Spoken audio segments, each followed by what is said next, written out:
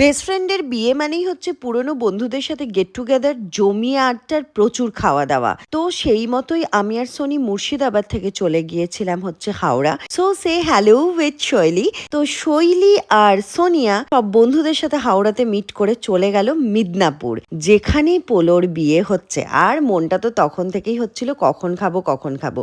দেখো খেতে বসে গেছি, এখানে সবাই একে অপরের পেছনে লেগপুল করছিল। তো শুরু হয়ে গেছে মজা, হই হুল্লোড় এসব। আর পোলো তো প্রচুর জ্ঞান ট্যান দিচ্ছে, এই করতে হবে সেই করতে হবে। পিউদি এখানে নাচবো নাচবো শুরু করে দিয়েছে। তো ভদ্রতার খাতিরে পোলো একটু খেলি, সব ঠিকঠাক করে খাই, সব বলতে এসেছিল।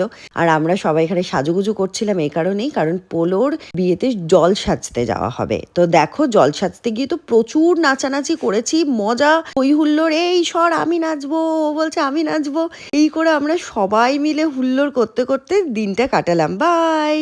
Please subscribe to my channel, like, share and comment.